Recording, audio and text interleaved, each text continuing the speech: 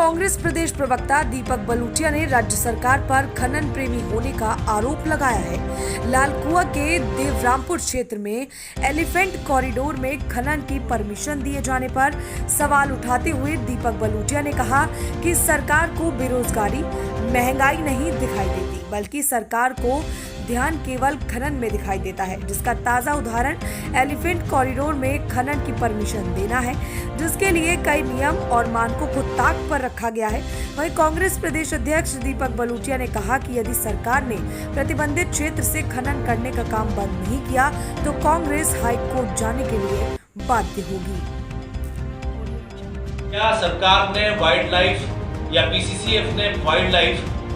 Board से permission ली है? क्या फॉरेस्ट कंजर्वेशन एक्ट के सेक्शन 2 के तहत आपके WOEFC ministry of MOEFCC ministry of environment, forest and climate change से परमिशन ली है?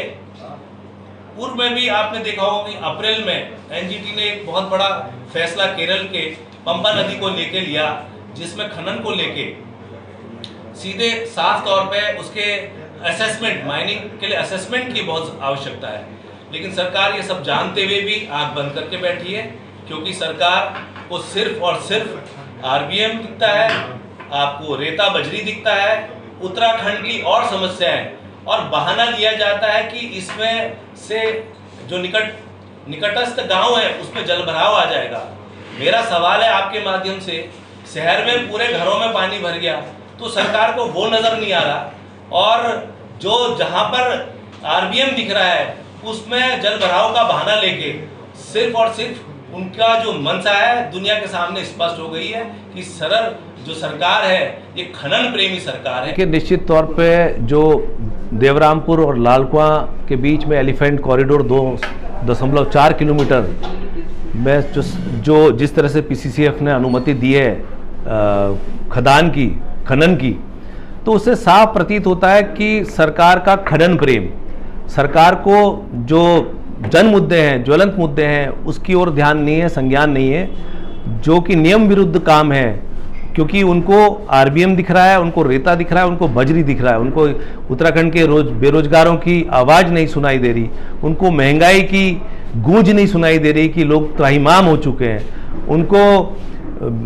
पलायन नहीं दिख रहा, उनको कोई इससे मतलब नहीं है। इससे साफ प्रतीत होता है जिस तरह से इन्होंने खनन के लिए आज अनुमति दी,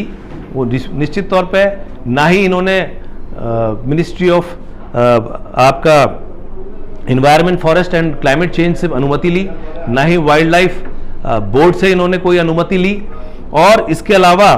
ये जबकि ICUN अंतर्राष्ट्रीय प्राकृतिक संरक्षक संघ द्वारा इसको एलिफेंट्स को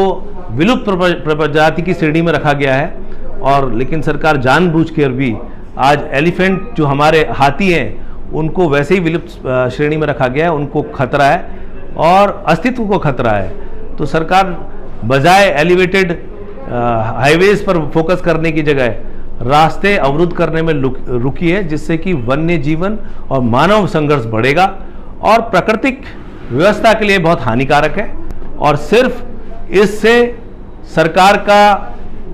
खनन प्रेम उजागर होता है और